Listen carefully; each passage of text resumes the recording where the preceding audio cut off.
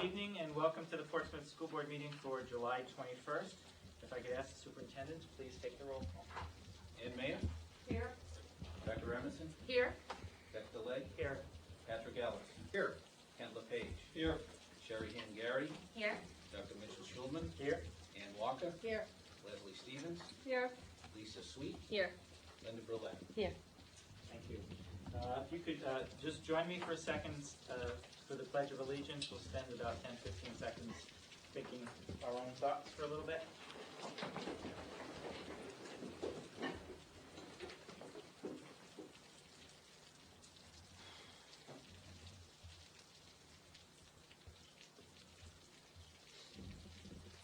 I pledge allegiance to the flag of the United States of America and to the republic for which it stands, one nation, under God, indivisible, with liberty and justice for all.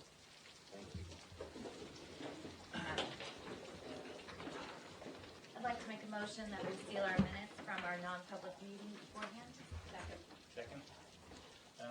All in favor? Aye. Any opposed? Thank you very much. Before we do the minutes, I would just like to give a warm welcome to our new superintendent. This is the first official meeting here, Mr. Ed McDonough, and we're very happy you're here and welcome to Portsmouth. Thank you very much. Okay.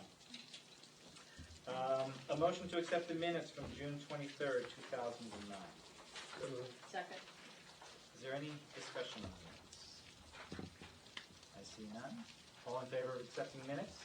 Aye. Any opposed? Any abstain? Okay.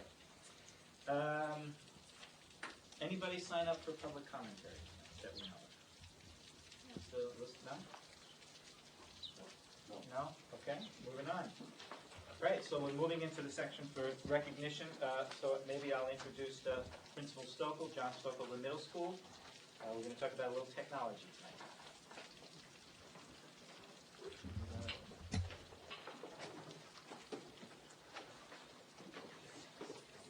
First of all, thank you for the opportunity to present this evening. I am going to give you a very brief history, and I know you were thinking some of you folks are going, oh, he's going to be brief. A brief history of how this all came about, and then we're going to turn this over to the folks who are actually presenting. Back in March, when the entire school system went to the SES workshops at the University of New Hampshire, I had signed up for a workshop on technology, which was offered by a Mr. Allen November. He was so powerful and impressive at that workshop that I went back in the afternoon for more. He talked to us about a lot of Web 2.0 tools that are out there that school systems just need to take advantage of.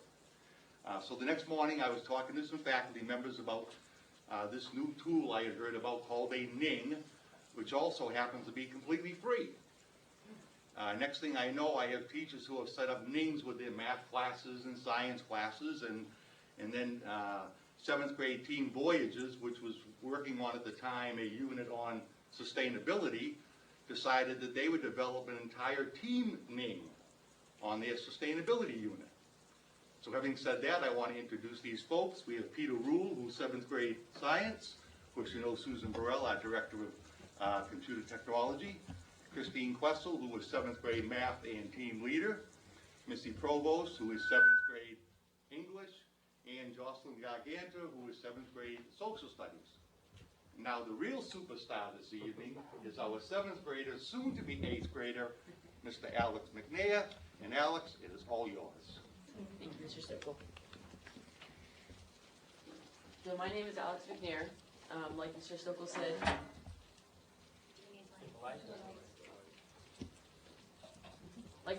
said, we've been working on the sustainability project, which is called iImpact.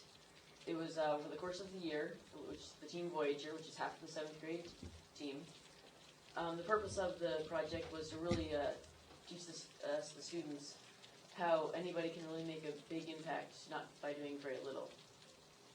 And partway through, after Mr. Stokel's meeting, we decided to integrate this technology of the social networking site into our curriculum. Like Mr. Stokel said, we got the Ning after his meeting, and there were several requirements that the students had to do as part of the curriculum. First, what they had to do is they had to sign up for the Ning using an email and using their email and signing up for it. Once they were signed up, they had to create a personal page, which they can customize however they would like. And then they had to upload blog posts throughout the project. The first blog that was required was their idea of what they would like to do for their sustainability project. The second blog post was partway through the project, talking about how they were doing on their project or if they had changed anything. Once they had finished their project, they reflected about how they thought about this project and whether they enjoyed it. The Ning has a whole bunch of really nice features. You can add blog posts, which are basically just chunks of text where you can update people on what you're working on as your project or just share information. You can comment about other people's projects. Like if I thought this was a good idea, for instance, I could leave a comment saying, hey, great job, I think this is really cool. You can organize events. Like if you were planning a cleanup, you can add an event to show when it was happening and you can RSVP to show up. You can add videos that show, like if you had a project that was video based, like you did a video of how to do a compost bin, you can show that on the Ning. You can also upload photos to your page.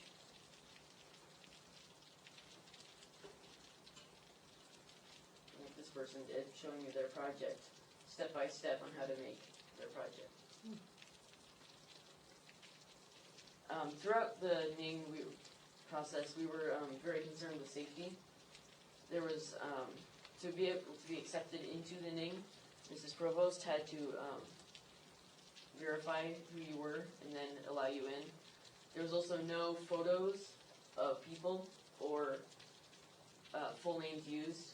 So we made what we called sustainabilities, which is where the students would do a drawing of something sustainability related, and then they'd take a picture using the netbook webcam, and then upload that to the website. So that way there were no pictures on the internet. And throughout it, the students were very good understanding the concept of digital citizenship, which was realistically enforced on site, but that wasn't really necessary throughout it, because everybody was very safe and conscious while they were using the site. It was also really nice because parents could come and see what their students were doing and also get updates. For example,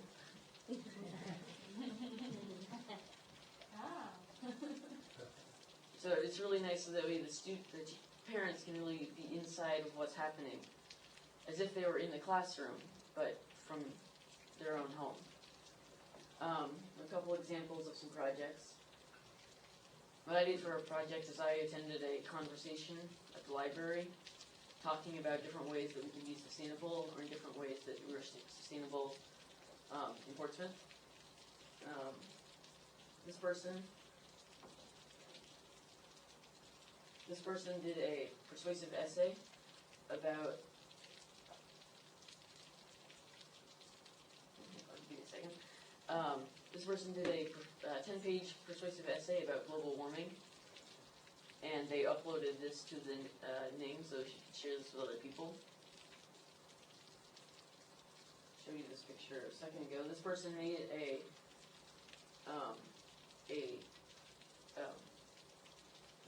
cell phone charger that used a solar panel, and inside an Altoid tin, and he put the instructions here so that people could build their own out of reused products.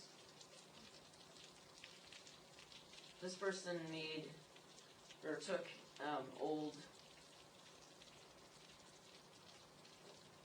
took old t-shirts and made them into shopping bags, and they uploaded different pictures showing them step-by-step how to do it. Make the bag.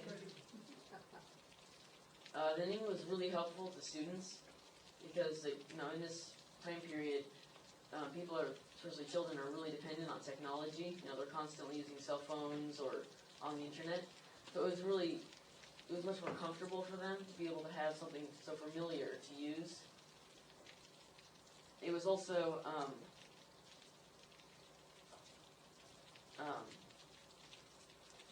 because by integrating the technology into the regular curriculum, it really enhanced the learning of all the kids, and really, also because they could take it home. A lot of kids actually, most of the time that people were on it was after school, when they're during their free time. They would be on here, commenting on their friend's project or getting new ideas.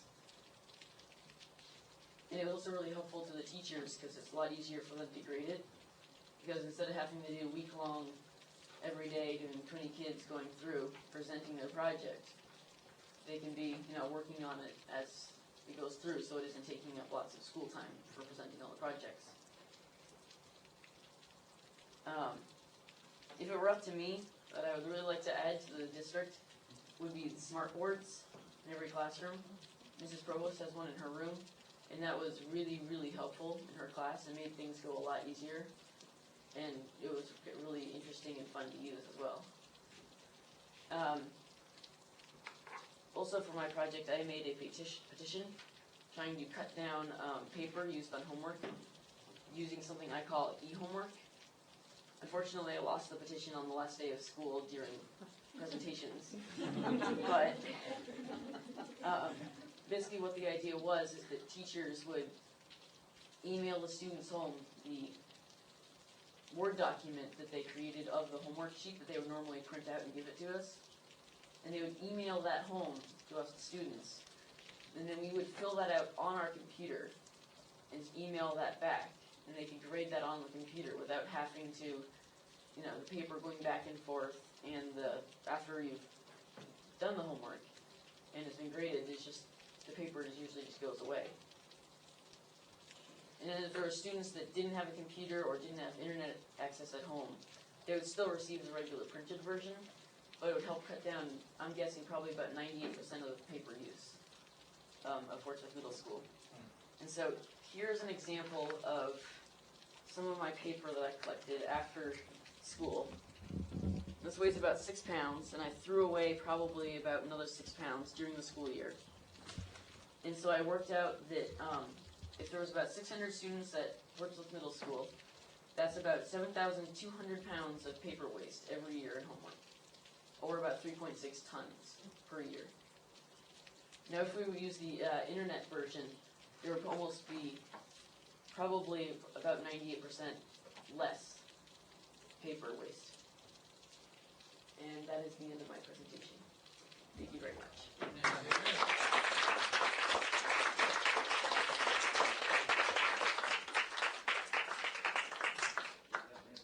Excellent. Would you entertain some questions if people have a few? Would you? Great. Anybody have any questions? Lisa?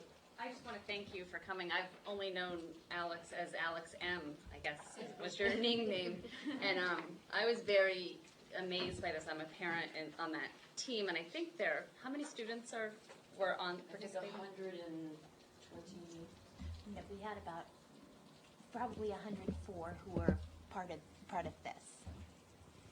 I was so impressed when, in participating in this, number one, I learned about social networking sites in a context that was familiar to me. And, some of what I'm trying to do as a parent is keep up with my kids and learn about Facebook and all of these things. And so seeing a social networking site that was specific to a classroom application was an amazing way to learn about that.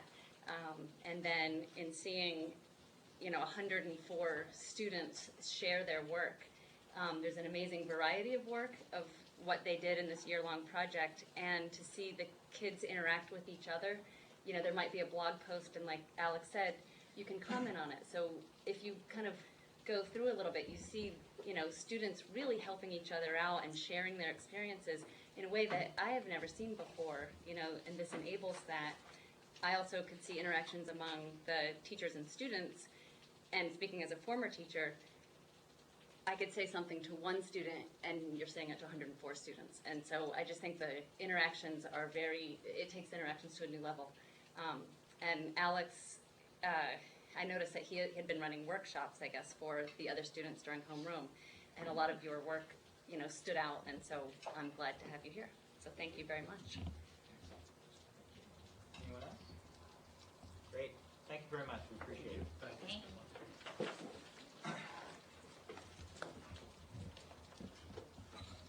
Thank you. Have green spots.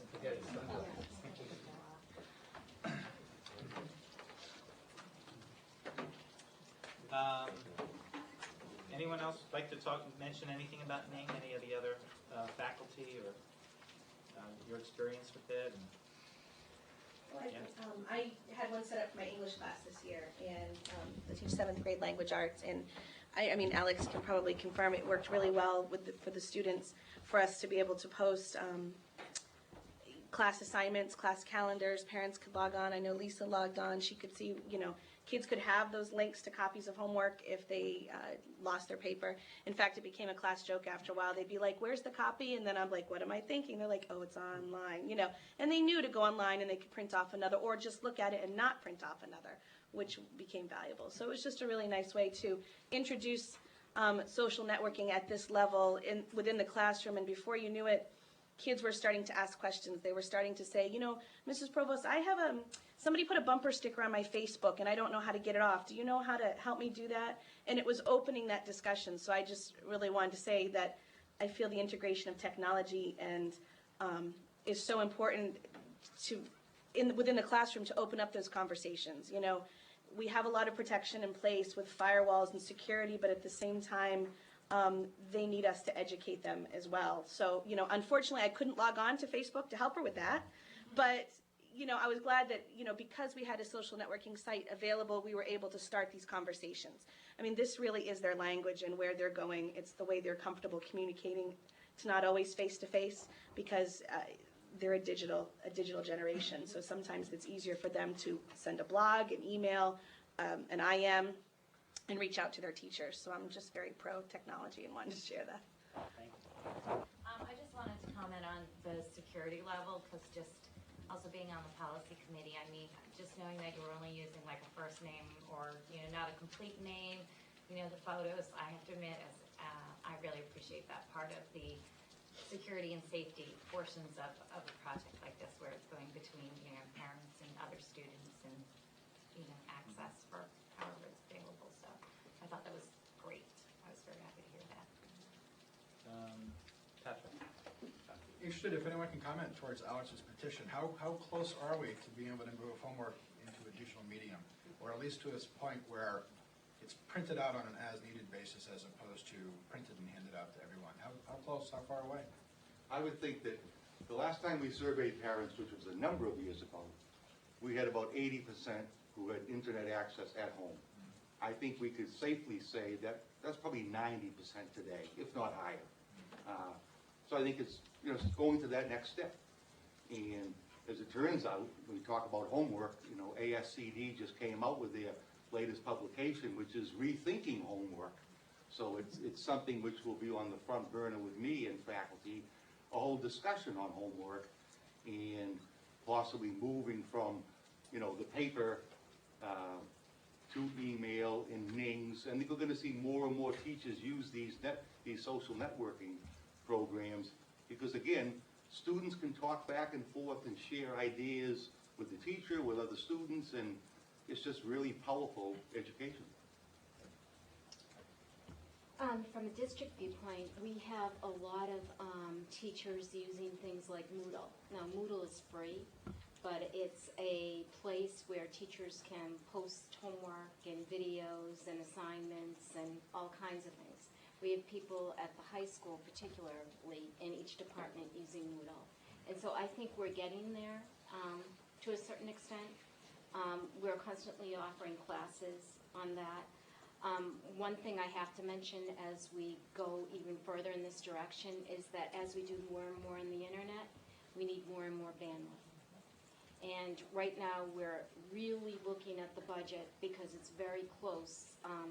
We're not so sure we can do the replacement plan we put in there for technology, and I'll come back to you in a little while and talk about that. But we're saying that if we can save paper costs through our toner and our paper line item here, then perhaps if we can make a commitment, and everybody in the district can make a commitment to not use so much paper, then that can give us a few $1,000s toward more bandwidth for our internet access. Because right now, it's painfully slow. And we really, before we add any more technology or any more online communication, we really do have to increase our bandwidth even more than more computers for the system. Thank you. Yes, good. I just wanted to comment on, we didn't want to, when Alex and I spoke, we, with a few of the other teachers, we were discussing how we weren't trying to have a commercial for the Ning. We really wanted to look at what technology is doing for the students. And this was like our first try as a full team to say, is it really as important as everyone keeps talking about it is? Is when kids do projects, how essential is this to them? And we found that this is their language. And we as adults were able to keep up, even people that weren't we had people that weren't very comfortable to start. We have to learn too, we have to step it up and keep up. The kids will teach you. I mean, Alex did seminars for whoever wanted to go. I said, well, I'm not totally comfortable doing it, Alex. Ms. Provost's like, well, I could do it, but Alex can speak their language. So why are we not taking advantage of all the skills these kids have with the new technologies? Because they have lots of time to spend on their little cell phones and be on the computer doing things that you would never take 5 hours to do. They will learn it. They can teach it to us in 10 minutes. So being able to use the Ning, the idea behind this was not that we're like everyone should get a Ning. It's that technology is so essential to student learning. It's so essential to prepare these kids. And if we don't teach them how to be appropriate, if we don't go out there and venture out and say, well, something bad might happen, but we have to try. We have to make sure we're trying to protect the kids, show them how to be safe on the internet, have them understand this is appropriate for school use. It's great you said hi to your friend, tell me about your project. Which happened, like at first kids would be like, hey, what's up, hey, what's up? That's great, I see you're talking, where's your project? So they got it, it's for an academic purpose. Right. But it also made school go beyond 2 o'clock by their choice, which we think was great. And so when we did it, there was lots of positives, very few negatives, and even the negatives were far outweighed by the positives. It's really the technology piece as opposed to, we weren't trying to sell the Ning to anybody. It's really exciting. Last question. I don't know if Susan would answer this, or I'm just wondering how comfortable the staff is with technology, and how, is our 90% of the staff fairly tech savvy, 50%, and how much damage have we done potentially by cutting professional development? We are making great progress with teachers and their technology skills and their ability to integrate it into the curriculum. I think I've said that to you before, but we actually have some data from a teacher survey that we did that I don't think I ever presented to you. And I think that the professional development that we've done in the past, which is one-shot after-school workshops, has not been effective. I think more of the collaborative teaching model where we get teachers to co-teach with an integrator in the classroom really does work. Here you see that a student really took this on with a couple of teachers, and the effect snowballed, into something bigger. I mean, this really gave every student in that team a voice. And isn't that what we want to do for all students? Make sure that they have a voice. And maybe it's a video voice, maybe it's an auditory voice, but it gave them all a voice. And I think it happened through people collaborating and teaming together and not in an after-school workshop somewhere. So I'm not convinced by cutting the quote after-school workshops we're going to harm technology in any way. I think more importantly, we've got to get those integrators somehow to team and collaborate with teachers in the classroom. We need Missy to be able to go into your classroom. Say your name again. Christine's classroom. And we need Christine to be able to go into Missy's classroom and watch what they're doing and then help each other with that. And, this is a total shift because we don't have time in the school day normally to do that kind of thing. But I think that getting teachers in the professional learning communities that Steve has started together to talk about some of these things and collaborate together will really bring this along. Does that answer your question? And we've moved away from the model just this year on just running straight computer courses, instead using that person as the computer integrator who will be working with the teams in the classrooms and bringing this to classroom teachers who are already stretched with all they have to do. So you need someone to bring this stuff to them and say, let me help. Let me show you how to use this. And that's the model we're looking at and actually moving towards.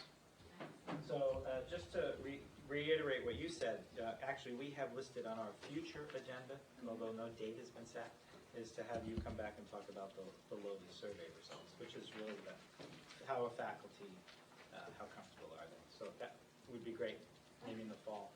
Okay.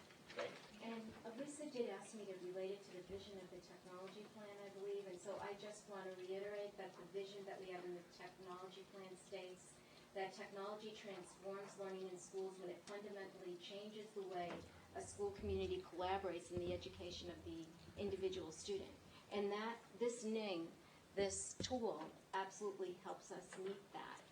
And if you look at the beliefs in the technology plan, we also have those in there. So this project really goes along with what we're trying to move toward in our vision in the technology plan. Thank you very much. Okay. I would be remiss not to thank Lisa Sweet. It was her idea to bring this presentation to the school board. So we have Lisa to thank them. And could we say, John Stoker, you have come a long way in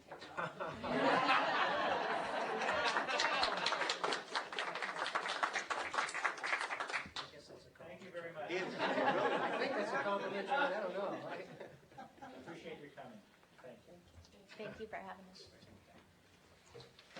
Thank you.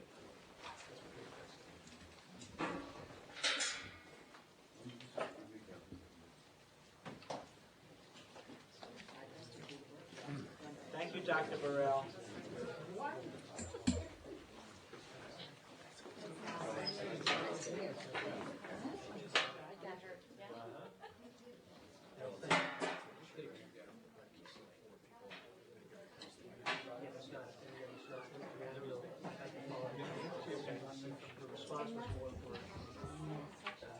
Okay, so that was great.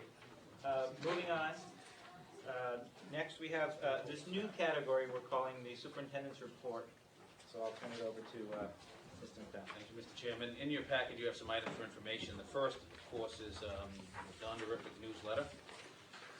You've received the June 2009 copy, which highlights kind of the deep inquiry that some third grade classrooms have ventured into, as well as some fifth graders' reflections on their journey through Don Darrow's school. The superintendent's update was sent via email to folks throughout the district. You have a letter from the New Hampshire Department of Health and Human Services with some good news. Essentially, the 2009 stimulus bill, where we're going to receive additional reimbursement to districts. It's actually increasing from 50% to 56.2%. And so happily, we received a check last week of $20,125, and we will continue to get that additional level of reimbursement through December 2010. Question. So do you have a specific area that this money, you already know what you want it to go towards, or will it collect and then you have something that will go towards? Mr. Bowers, this is in the same category for special ed as the Medicaid reimbursement. It's just an increase that is funded from a different source. So actually, it was coded directly to Fund 27, Cost 7207, Medicaid reimbursement fund. Okay, thank And you. will be in the future. The other item in your packet is that plans are underway for the August 1st school board retreat, which will be held at 9 a.m. at Portsmouth High School. And so members who wish to have items on the retreat agenda are asked to either contact Dr. Schulman or myself. But as part of the preparation, I wanted to alert folks and share with you that Dr. Richard Goodman, who was a longtime professor at UNH, also in the New Hampshire School Boards, et cetera, will kick off the day with a short 1.5 to 2 hour presentation. We're doing some planning with him tomorrow. asking how school boards and superintendents, i.e. assistant superintendents who form the governance team, what they can do to focus and increase student achievement in the district. So that'll be part of the day, as well as the traditional, I think, goal-setting initiatives. And so what I shared with you was a brief NASDAQ publication that will acquaint you with what typically he walks us through. You have some correspondence, a thank you card from Dr. Lister, an appreciation of the Adirondack chairs, as well as the renaming of the Pass Alternative School. You have an invitation to participate in the National Night Out on August 4th, beginning at 5:30 to 8:30. And so you'll have to help me. I guess historically, members of the school board and administrators have participated in this. I think even on occasion there's been a bus that's traveled through the various neighborhoods that would welcome you. And so if folks are interested, I would ask you to get back to me and we can coordinate that here back at central office. I know Mr. Zadrovic told me he's excited to participate and told me I would have a wonderful time going. He actually said he was excited to? Well, I might have taken it. You can smile. I also wanted to share with you a letter, less good news actually, received from the New Hampshire Associations of Counties, the New Hampshire LGC, as well as the New Hampshire School Boards Association, which really lets us know that in fiscal year 2010, there's a shift in the state's contribution to the New Hampshire retirement system going from 35 to 30%, and in FY11 it'll actually go down another 5%. We really are calculating the impact here to the district, but there'll be a gap essentially in what was budgeted for versus the reality now that the legislature has done this. We are also going to be part of, with the city's efforts, part of a 28A lawsuit for mandates, unfunded mandates essentially. And so there's a certain percentage the city's asked us to contribute to that. Can I just ask a quick question? So do we have any sense of what that impact's going to be? We're currently calculating it, but I don't have it finished yet. No. And it's going to hit us this current year? Yes, it will. And next year? It actually, we got More the, so next year? we got the notification dated June 30th that on July 1 you will change the rates. So did, the city didn't anticipate this at all in some of their budget planning? Not really. Okay. I mean, it was a rumor that there was some concern about it, but I don't believe that. But they never set aside certain funds or anything like that, you know? No. Okay. Any kind of scale, tens of thousands or thousands, or, I mean, how many zeros are we using? And every time I throw out a number off the top of my head without calculating it, somebody puts it on the front page of the paper. So until I calculate it, I'd rather not give out a number. Fair. And then the last item is simply a Safe Routes to Schools travel plan study, which I'll let Rebecca speak to later on in the agenda. Okay. Any lingering questions on the superintendent's report? Okay, seeing none. Mr. Bartlett. Okay, as I indicated in previous meetings that there would be a brief update of the progress on closing out the year to give you an idea in general terms of the direction we're going in, and with the anticipation of providing an albeit unaudited report for the August 11th meeting, in writing and ahead in your packet. In general, very briefly,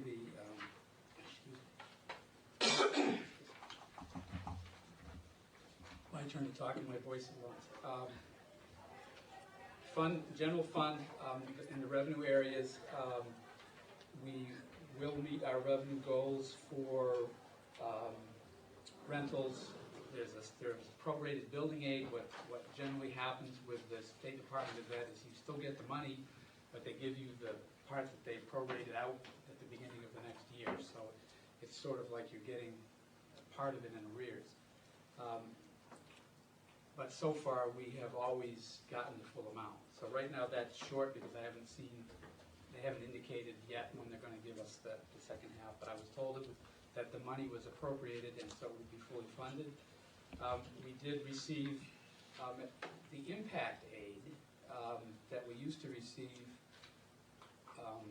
substantial amounts back in the days of when piece was part of our program and everything, had shrunk down to a very small amount. So, and it was very unpredictable. Now, they do have, for some reason, they have some new administrators working on it in Washington. We've been able to make some progress and get some audits done, so we were able to come up with $10,000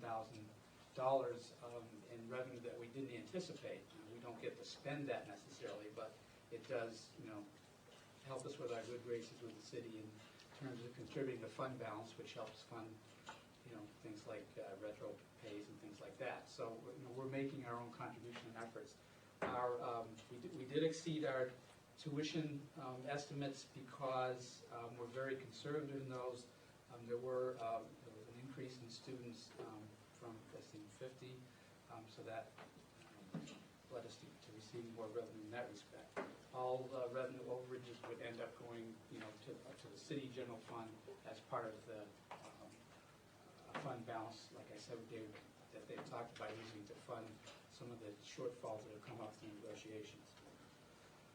In terms of expenses in Fund 11, we have an awful lot of adjustments still to make. However, we are going to finish in the black. As I had talked about before, in terms of budget time, we would end up reducing next year's budget by $110,000 in the energy line because I felt comfortable that we would be able to at least have that type of savings this year. So we have, in fact, we're at approximately $135,000 in energy savings due to, again, favorable weather conditions, a lot of hard work by the maintenance and custodial staff, and the fact that we were able to get some better pricing on the contracts for the gas that we use. And as I've indicated before, we've got a supply reduction in the electricity, so that did affect us a little bit. There are a couple of other areas where small savings have occurred. Generally, there are also areas where there have been some over expenditures that in some we anticipated.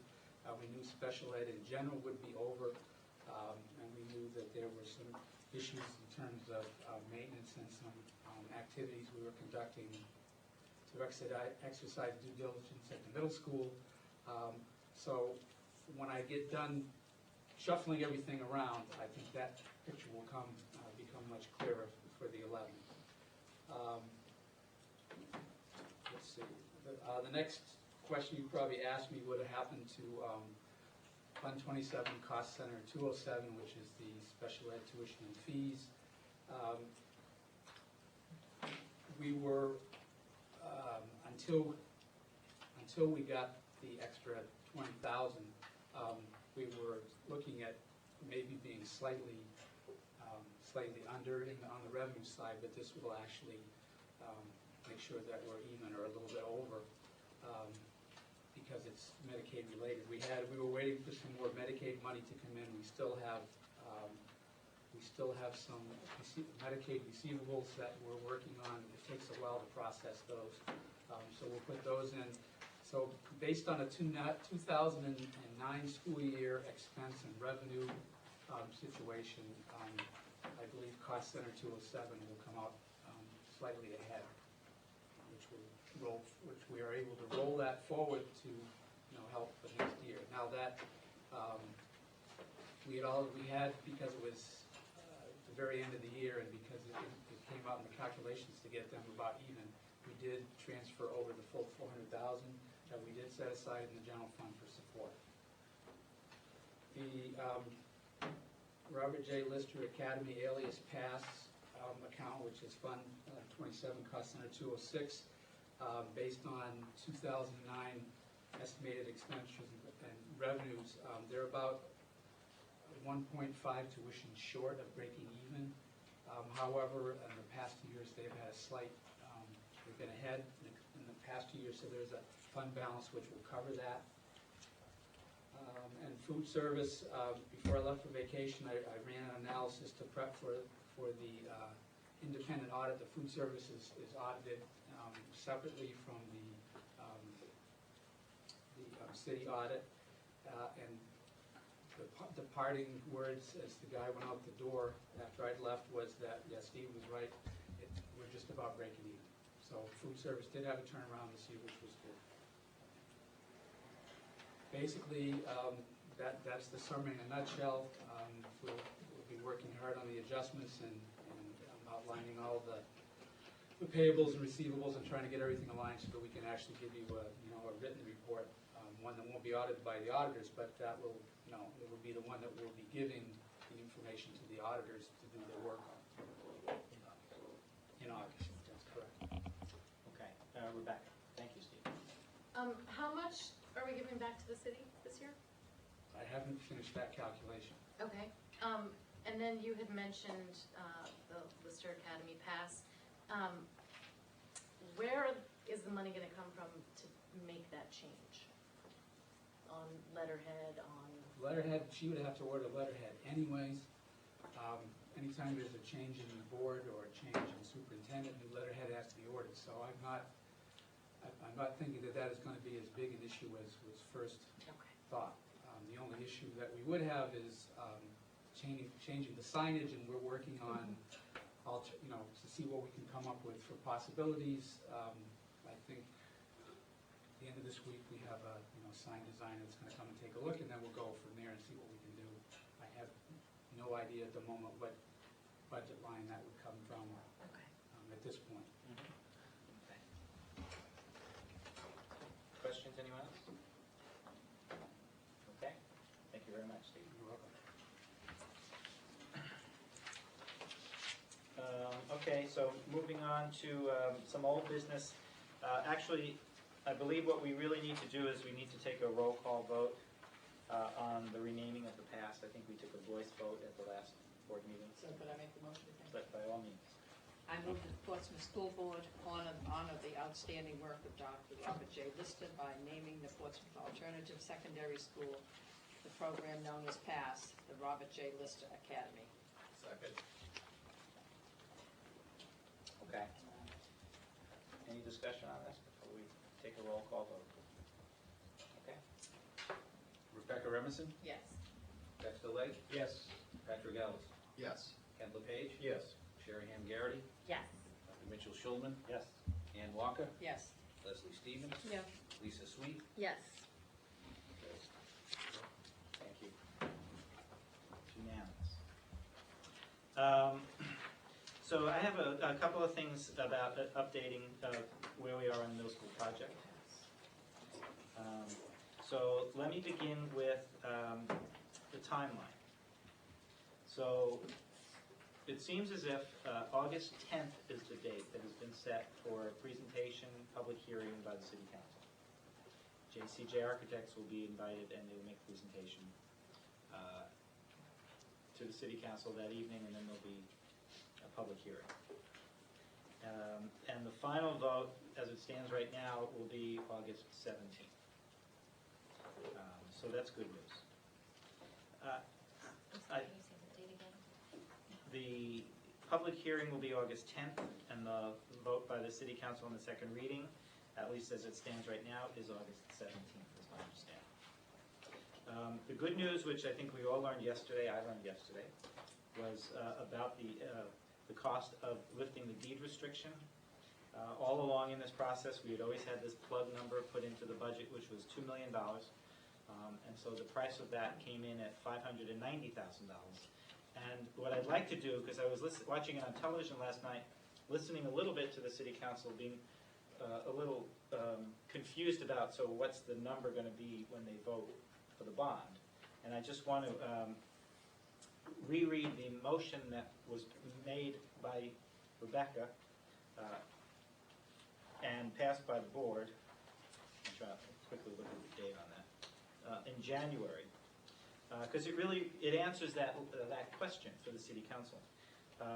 So Rebecca said, I would like to make a motion that this board forward to the City Council our decision to renovate and expand the Portsmouth Middle School on the site of Parrott Avenue, that being the current school property, along with the adjacent deed restricted land, and with a size of no more than 129,765 square feet, and a cost of, at the time, it was no greater than $40.8 million.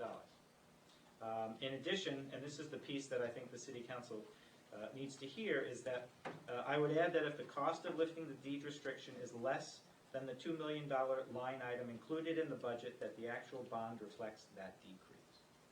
So if we're at 38.3, then our, request officially to the city council would be about $1.4 million, less than that. So it's really about 36.8 or 9. So we'll have to figure it out, but that's where we stand. That's a quick question. Yes.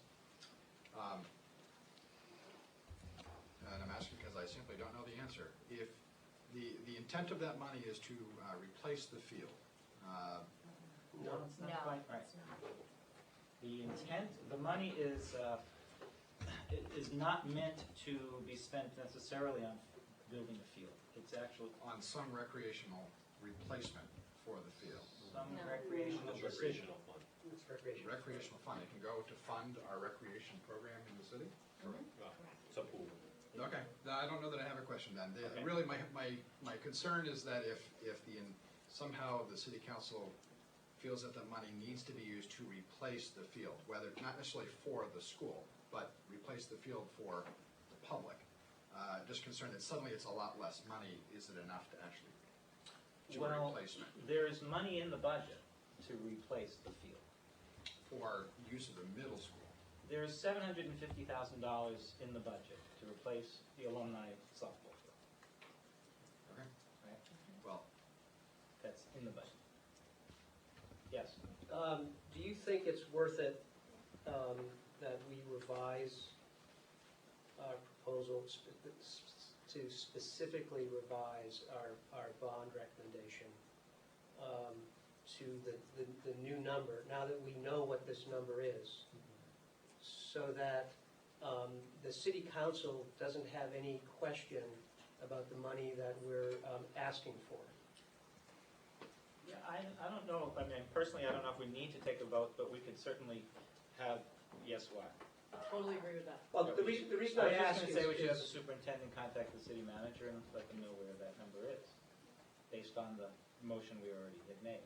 But go ahead, finish up. no, and the reason is that what I worry about a bit is that if that number's not precise, does it give the city council an opportunity to move that number beyond the 36.9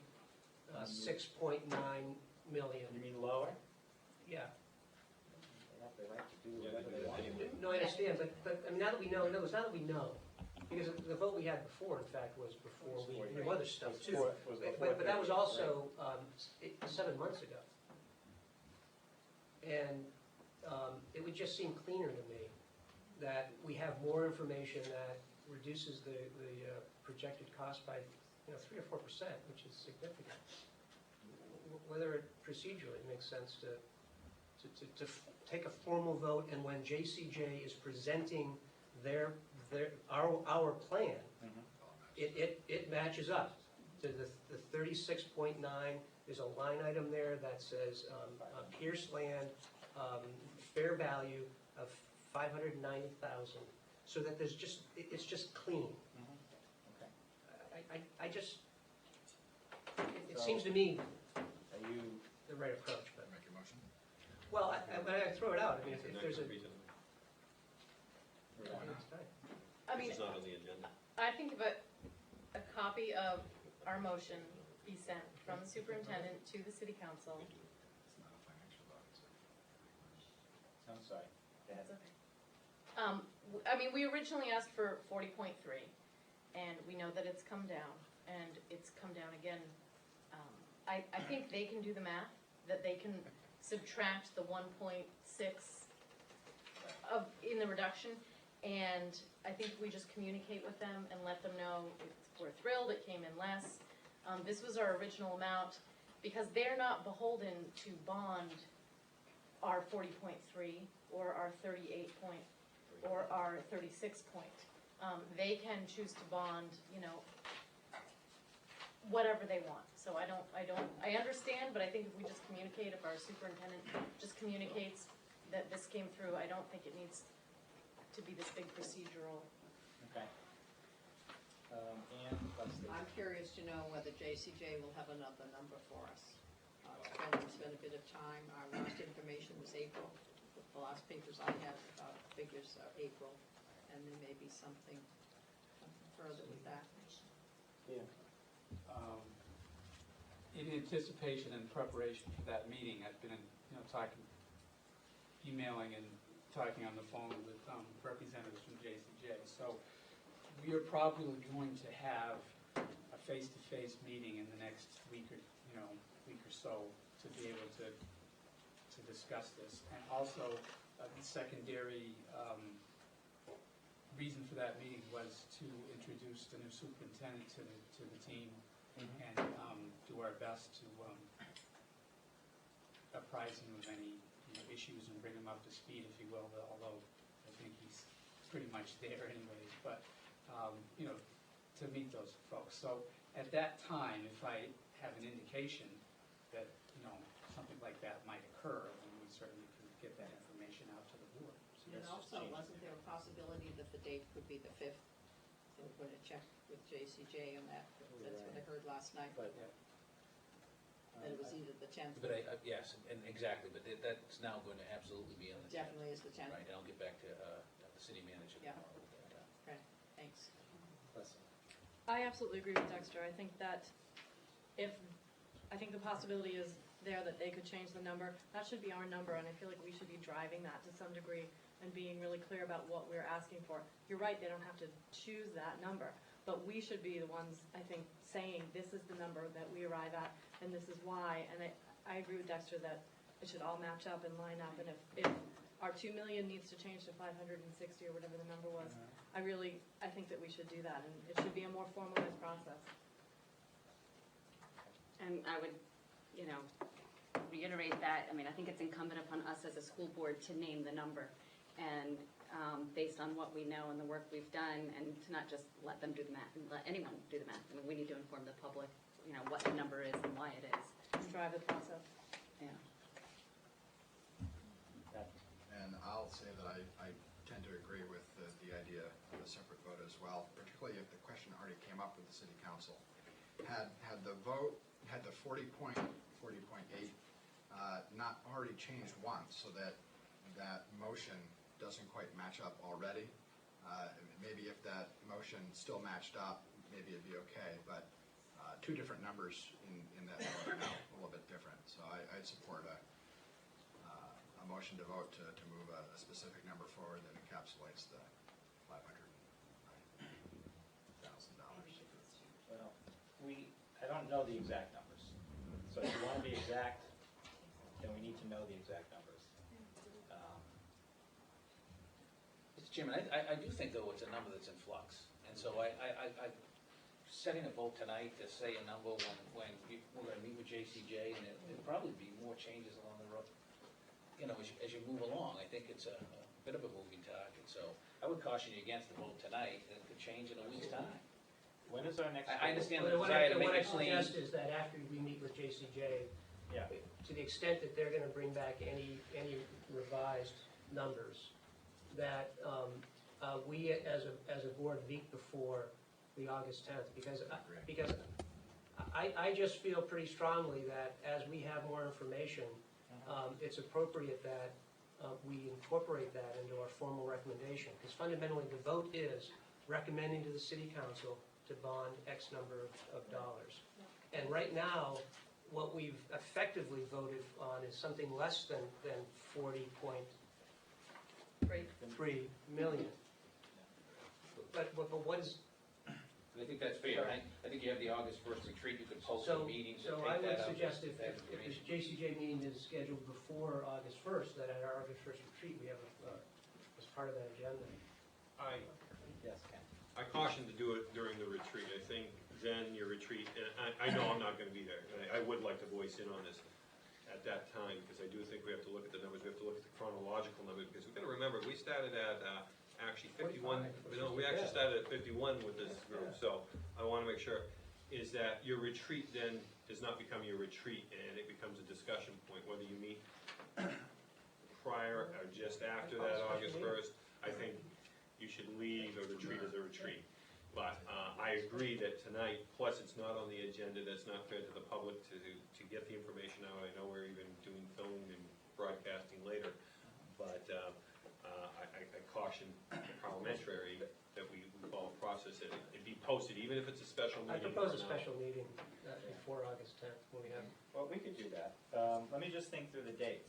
So on the 10th is the public hearing Right. and the presentation. Right. So you, by JCJ, the vote's not till the 17th.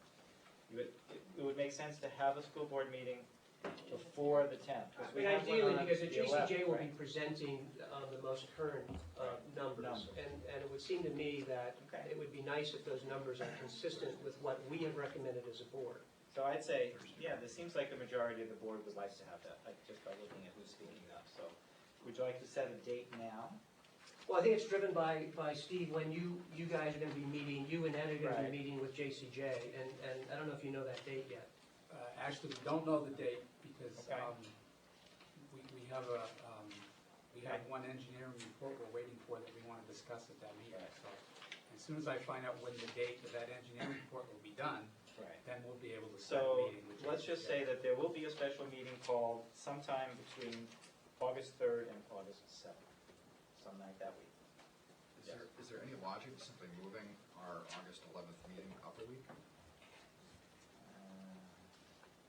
Not if they don't have to. I wouldn't want to do that. I'd rather schedule a special little meeting. It's a brief meeting. It will be a brief meeting. Okay. So, but for all intents and purposes, we know the number. It's roughly 36.9. 38.3 was where the last JCJ budget estimate came in at. That was the number that everybody's been talking about over the last couple of months. And so based on the motion which we made, which it seems like we'll make again, the idea is that the budget we request, the bond number we request, reflects the cost of eminent domain. So that's where we are. Yes, Ken? You just brought it up, and I know there has been the work done checking, let's call them pilings or whatever they are underneath. Where are we on that? Because we could have a surprise. Just the flip other side of this is that, you know, where are those wood pilings in the world of bulk? I call it bulk. I know it's not bulk anymore and all that, whatever they changed their name to. Well, we already know there's no wood pilings under the school. That was already determined, but that we found in the thing. But that's part of a larger report. We just had some more borings done, and so we're awaiting the completion of that report. We have a little more work to do on Monday, in which case all that data will funnel into the report, and then we'll have JCJ meet with that part of that engineering team group so that we can see, you know, if there's any effect on the project, plus or minus. Okay.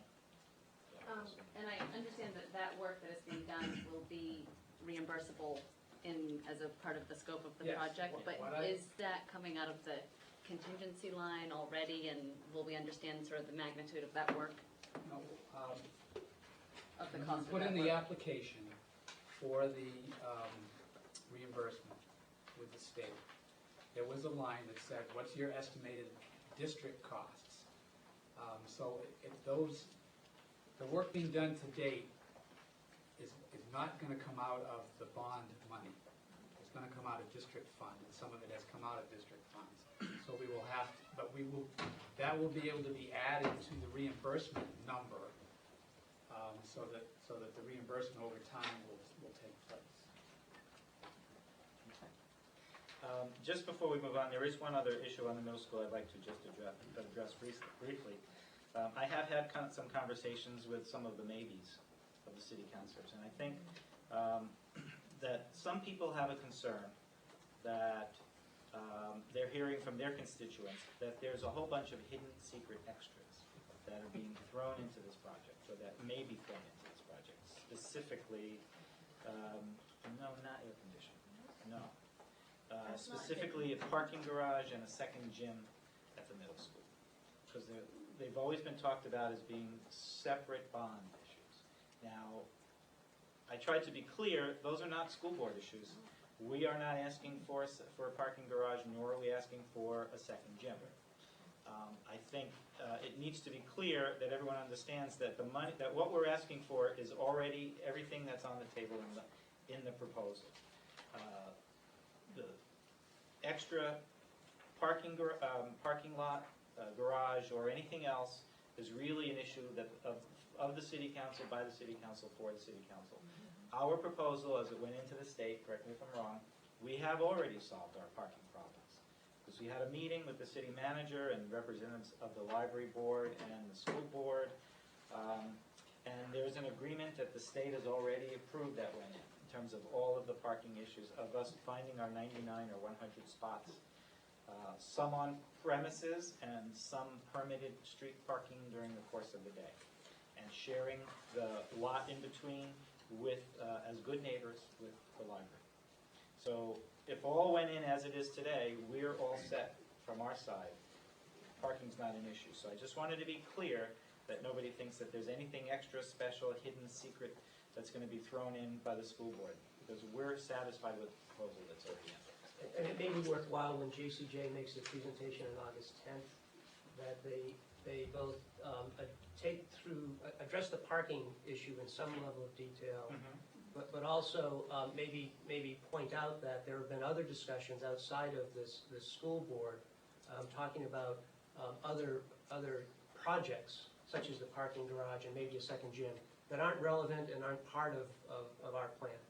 And we don't have any need to add those. Correct. To renovate and build a middle school. To have JCJ address it in their presentation. Okay. Very good. Yes? I would also ask that JCJ address the field plan in their presentation also. Because that's another one that you get a lot of questions on. And so, what our plan is, what it is now, what it will be during, and what it will be at the end of the project. The project land. Okay, great. Okay, moving on. New business. So, what do we have? Mr. Chairman, members of the board, consideration approval of a new scholarship trust, the Diane Lieberman Share Trust. She's seeking to create an annual scholarship to be awarded to a Portsmouth High School graduating senior who intends to become an elementary school educator. And the initial amount will be $500 annually, and you have in your packet, I think, all the other requirements of the trust, and it requires a board vote. So moved. Second. Any discussion? I guess I just asked the business manager, is this sort of in the appropriate form to initiate these sorts of trusts? Yes, because what they're going to do is it's going to be handled appropriately, which means it will be handled by the trustees of the trust fund of the city of Portsmouth, as opposed to being foisted on the school department. Okay. All right, thank you. We'll find out. Okay, so all in favor? Roll Oh, call. wait. It is a roll call. I just wanted to add that it's appropriate that she's doing this because she is a former school board member and a chair. Former chair. Yes, a former chair and has just retired from Newcastle. Maybe she's setting an example.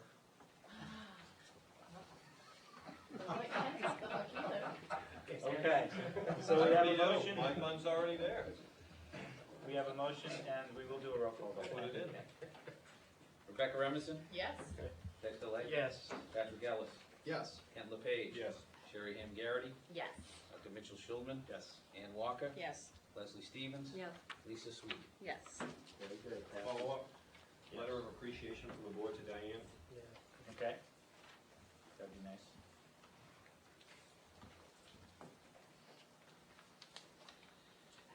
Okay, Mr. Zadravek, consideration approval of employment. Yes, we have 7 nominations to bring to you this evening. The first is that of Lisa Lisbon for a 4th grade teaching position, 1-year position at Dondero Elementary School. Lisa is a Portsmouth resident. She has a master's degree in elementary education from the University of New Hampshire, and most recently was a long-term substitute here at Yale Harbor. Move to approve. Second. Any discussion? All in favor? Aye. Any opposed? Passes unanimously. Second nomination is that of Susan McNichol for the position of Technology Integrator at Portsmouth High School. Susan has a master's degree in technology education from Lesley College and most recently was a computer technology literacy teacher for the Manchester School District. Move to approve. Second.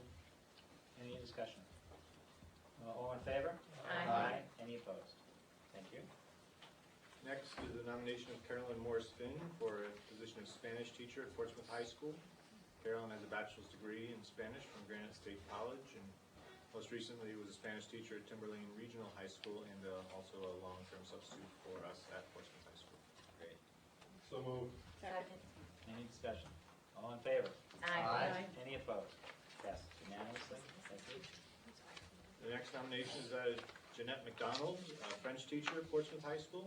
Jeanette is a Portsmouth resident with a bachelor's degree in French from Plymouth State University, and most recently was a French teacher at Portsmouth High School, filling in for a leave of absence. Great. So moved. Second. Any discussion? Seeing none, all in favor? Aye. Any opposed? Passes unanimous. And the next nomination is that of Anna Lejeune-Guth for the position of Technology Integrator at Portsmouth Middle School. Anna is a Portsmouth resident with a master's degree in education from Franklin Pierce University. Most recently was the principal secretary for the Portsmouth Alternative Secondary School. Move to approve. Second. Thank you. Any discussion? All in favor? Aye. Any opposed? Passes unanimous. Next is the nomination of Kelly Moore for the position of Library Media Specialist at Portsmouth Middle School. Kelly is also a Portsmouth resident with a master's degree in Library and Information Science from Simmons College, and most recently was a library assistant at Portsmouth Middle School. Move to approve. Second. Any discussion? All in favor? Aye. Any opposed? And the last nomination is that of Elizabeth Richenberg for a 50% grade 5 position at Dondero Elementary School. Liz is a Portsmouth resident with a bachelor's degree in cognitive science with a minor in Chinese and elementary education from the University of California. Most recently, she's a paraprofessional at Dondero Elementary School. Move to approve. Second. Any discussion? All in favor? Aye. Any opposed? Thank you. And we have one retirement to bring to your attention this evening, and that is of Maggie Evans, a reading teacher at Dondero Elementary School. Maggie is retiring as of this past June 30th. She will complete 10 years with the Portsmouth School Department, all 10 of them being as the reading specialist at Dondero Elementary School. Okay. Motion to accept the resignation with regrets. Anybody make that motion? So moved. Okay. Second. Second. All in favor? Aye. Any opposed? Okay, thank you. Thank you. Yes, Liz. Thanks, Um, Stephen. I'm just pointing out on Elizabeth Lichtenberg, the certification number needed to be corrected. 1811. It's actually, it's a new endorsement in the state that's only K6, 1810. So it's relatively new. Okay. Very good. Has an answer for everything. I'm sorry? Ken, did you again? Under other, I had two things I'd like to bring up tonight. One is, we were all read in the last, about 2 weeks ago, I guess it was, that Chief Michael Magnet was going to be retiring from the police force.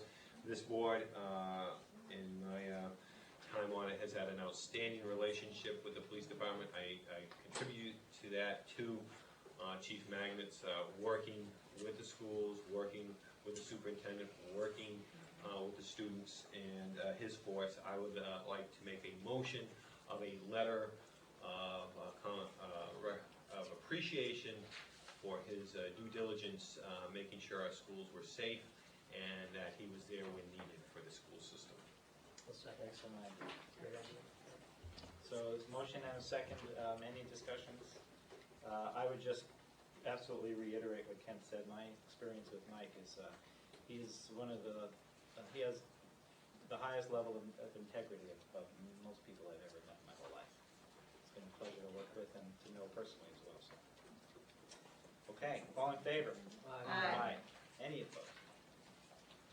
Second item I want to bring up tonight is that, I find it, and again, I know it's not our reporters here that do this, but we had one of the most outstanding things happen, and I've seen nothing, and maybe I've missed it because I'm not a due diligent reader of the local papers, but the second best class to ever graduate from Portsmouth High School, class of '76, had a graduate. We'll always see something of a past graduate or somebody who attended Portsmouth High School, something they might have done bad. Well, the highest rank that one can receive was given to a, I guess I want to say young lady. She lived 5 houses down from me in Rye. Susan Desjardins, who has been in charge of the Air Force Academy, graduate of the class of '76. She's been, I believe, there almost 8 years, maybe even longer, has just been promoted in the last month to the high rank of Adjutant General for the United States Air Force. And I think that, you know, we look at this, in that same time period, you had Richard Searfrost, one of the astronauts that here, and again, knowing Sue, because she lived just down the street from me, I think this is something that we need to recognize as a school system. And I would ask that in the next couple of months, we try to get a hold of Sue and be more than willing to work on it, that we get Sue to come here. She could speak. We all talk about, you know, these different little women's groups and so forth. Well, here you have a lady who has ranked as high as any group I've ever seen, and did it with great pride. She was a hard worker. And again, as all these women groups try to find something, I don't think we publicize a lot of this within our city. And I don't know, again, whether that's not because we don't have it in the newspapers and or we don't do it well in the school system, because there may be others that we have missed like this. And again, I just would find that if we could bring somebody like Sue to bring into the city to talk, it might be a very good boost for all. And again, the armed forces. So noted. Thank you. Committee reports. Rebecca. Just to let you know, some of what is going on with Safe Routes to School. In 2007, we applied for a grant, and some of the $93,000 that we received has been implemented in the city. Some of it you can see already, some of it you can't. The more visible ones were $6,000 for the flashing yellow signs outside of New Franklin on Woodbury Ave came out of that grant. $15,000 for bike racks has come out of that grant, and they will be installed at Little Harbor, St. Patrick's, and the Portsmouth Middle School before the start of school. This fall, there is going to be a $27,000 project going on over at Dondero that includes pavement markings and bike lanes, crosswalks, that sort of thing. And also out of that $93,000 was $6,000 for a workshop that we are going to be holding in October. It's going to be at the public library, and it's an all-day event. The public is invited. We certainly hope that school board members can come. It is most of the day, so I understand that there could be some conflict with that, but more information and invitations will be going out to that. Another survey will be going out to the parents as to, do you walk, why do you walk, what can we do to make you walk, get you to walk. There will also be another walk to school day that same week, the last week in October. That was 2007's grant money, which came through in 2008. 2008's grant money was not quite as much, but it includes a $65,000 travel plan. We put that out to bid. That's the RFP that was included in your packet. We met with several firms and interviewed them, and we came up with this really wonderful firm named Alta, and they will be doing a travel plan, and basically they're going to go to the 3 elementary schools, St. Patrick's, and the middle school. And the reason the high school is not included is because the federal walk to school program only goes through 8th grade. So we are not leaving the high school out on purpose. We just can't pay for it through this money. So they're going to be looking at all the 5 schools and how they can walk better, how we can work with the city to improve markings and things like that. So they're going to be putting together this travel plan, and because we didn't have this travel plan put together, we were ineligible to apply for grants for this past year. But that's okay, because we have a lot of projects on the table. So our meetings are the 3rd Wednesday of the month at 9 a.m., and over the summer they will be here in central office at Little Harbor, and then they will be throughout the different schools. And as always, you're invited to come to them. Thank you. Any questions? Yes, Lisa.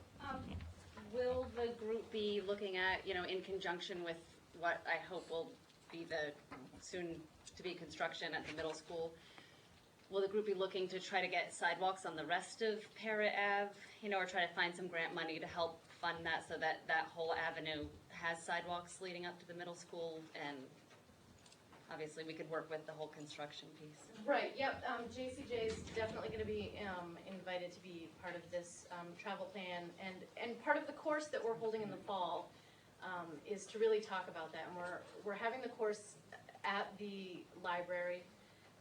Part of what happens is we get there really early in the morning and watch the kids go to school.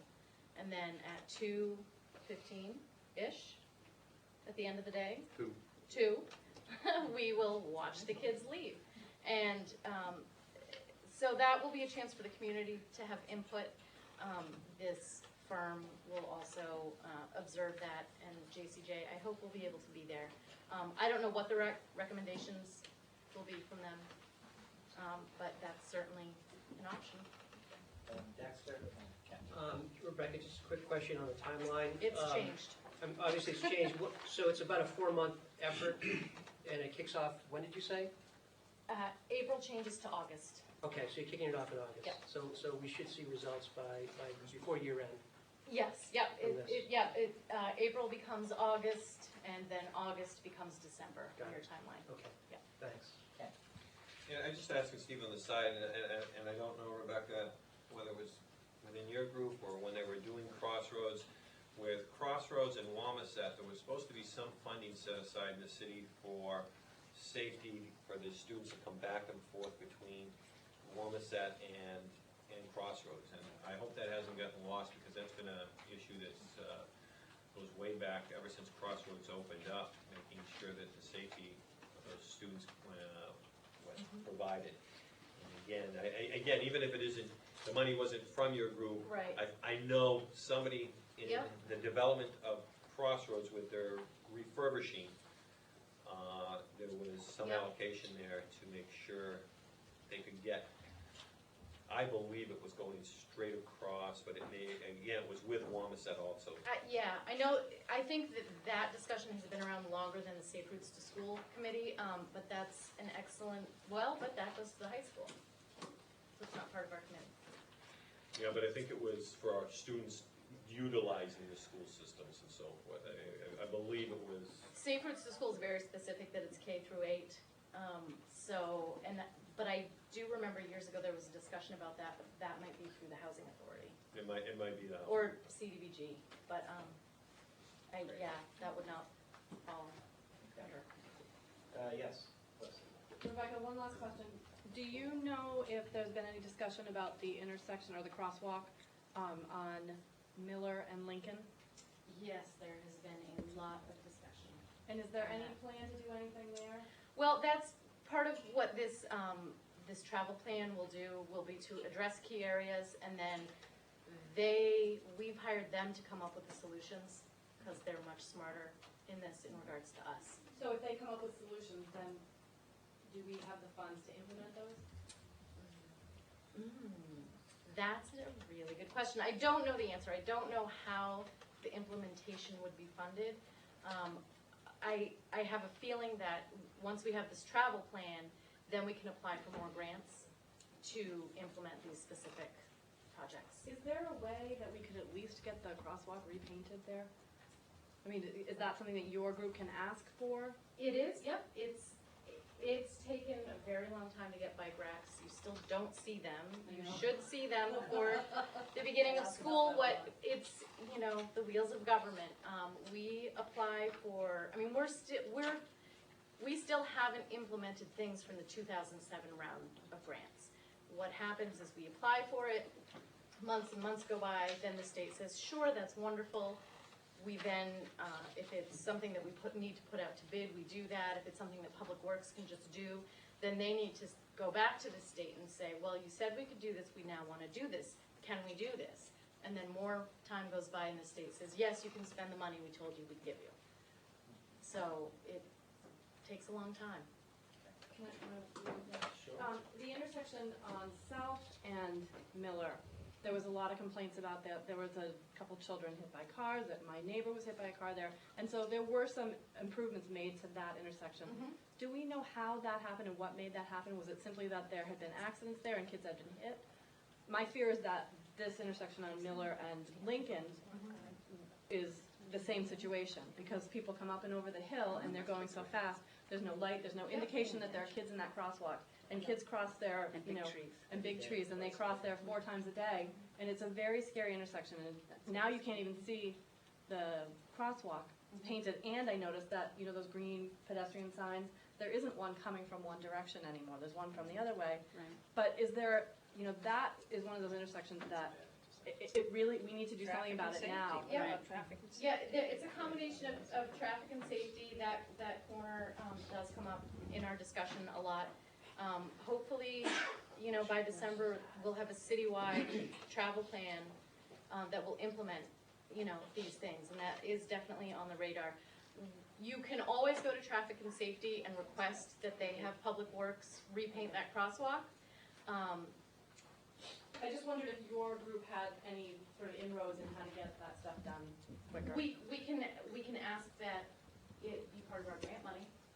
We can certainly do part of that. I know that we do have other striping projects going on, but it takes a long time. And I think the South Street corner where they narrowed it and put in the delayed light, I would assume, I don't know, that went through traffic and safety.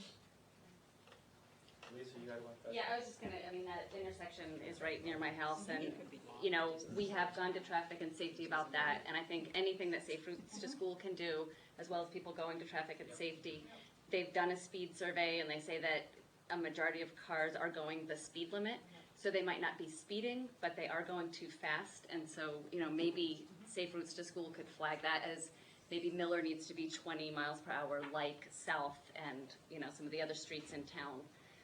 Because 25, if they're not going to give you a ticket unless you're going 35 or over, that's too fast. Well, that's what our hope with this travel plan is that Right. they will, they're going to visit all the schools, they're going to talk to people.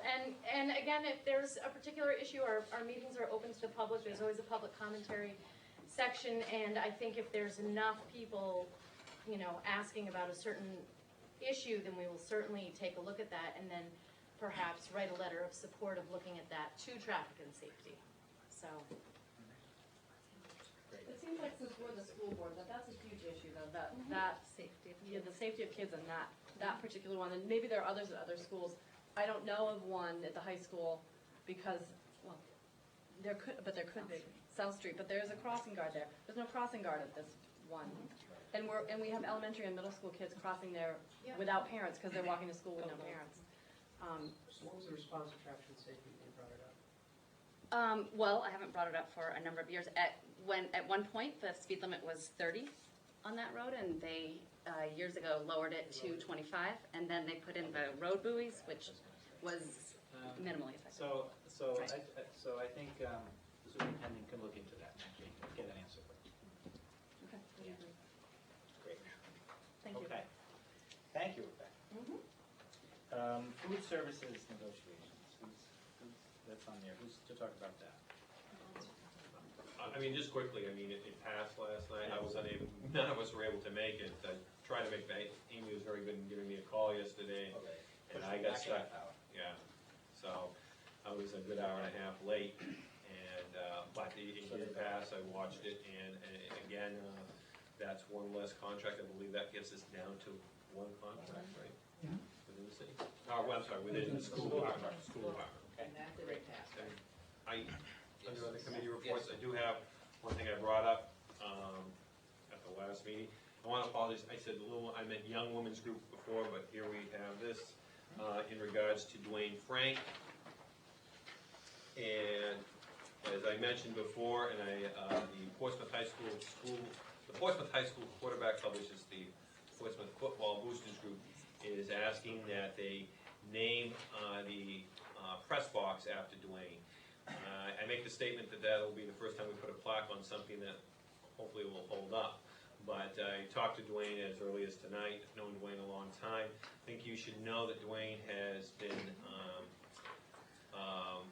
the voice of the Portsmouth Clippers football, and he will be not doing football. He will be doing volleyball and basketball the next couple of years.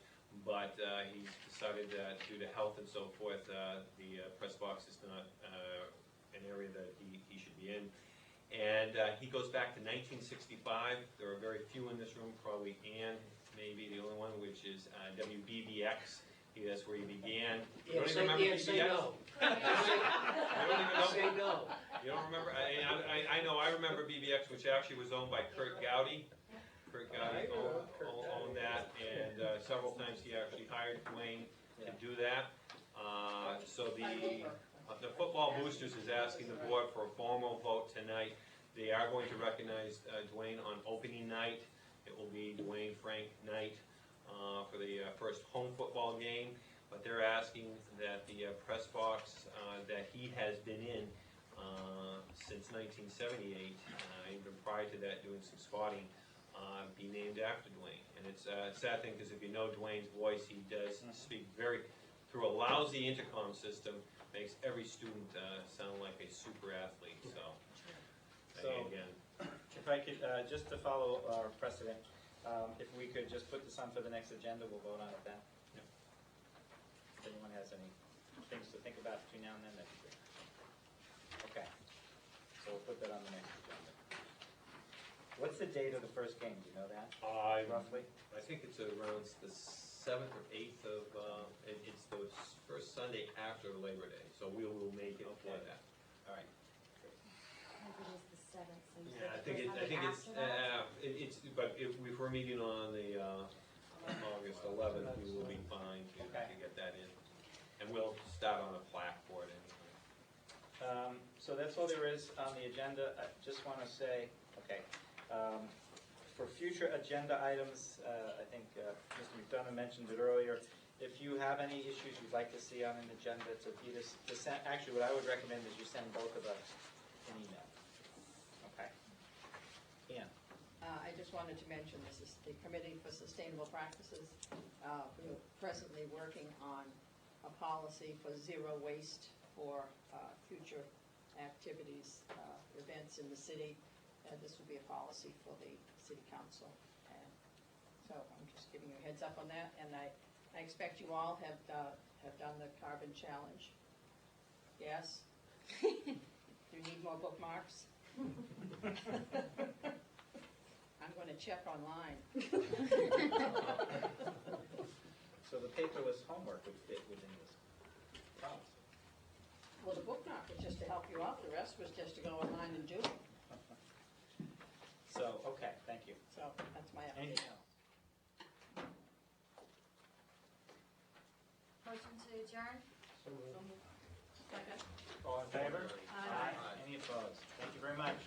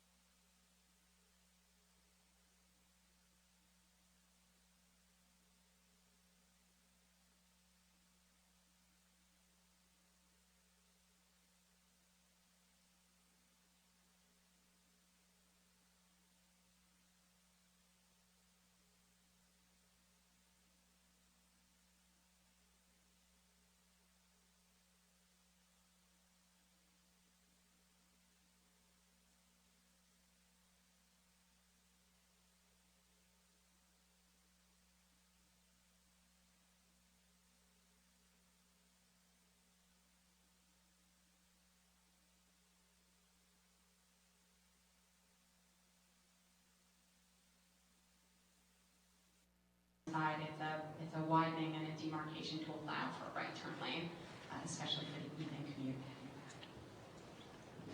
If I can just add to that,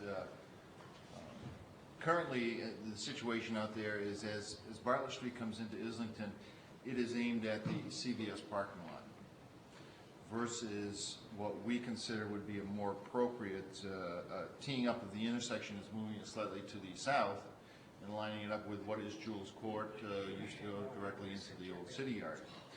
That helps in the flow of traffic and the operation of that intersection, that a lot of people that are now taking a right and having to either take a quick left into Jewel or continuing up to the Plaza 800 would have the opportunity to quickly get across Islington Street and then into the back street network, taking them into wherever they want to go back there.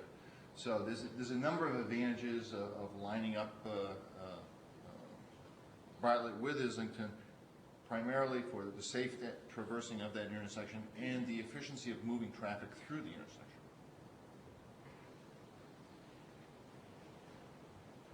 Great, thanks for that clarification, Steve. Yes? I think we all realize that the sidewalks are really bad down there. And they need to be repaired.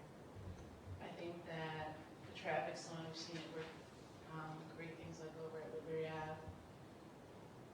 I think it would be really nice to take this back to the community and also have you folks do a long-range plan. So this is going to be current. I keep hearing there's stuff down the line. We heard it from Nancy. We heard it from other people. Maybe we should see what's down the line. Maybe we should set that up with the community members involved that live down there and work down there and come up with, this is today, this will be tomorrow.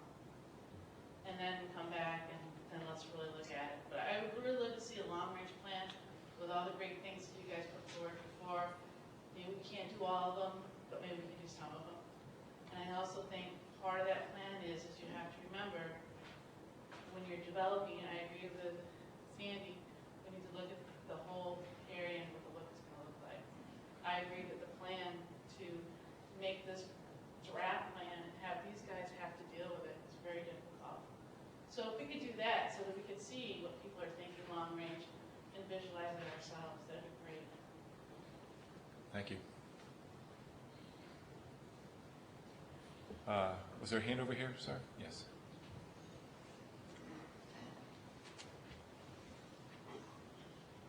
Thank you, Steve McHenry, Art Speak, and also as a principal of an architectural firm here locally.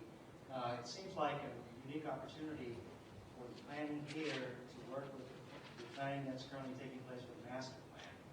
And that is to try to identify, rather than micromanaging facade beautification programs, the energy should be put into the larger parcels, especially commercial parcels, in conjunction with master planning goals which would allow for some of that opening up of space along the sidewalks to those larger parcels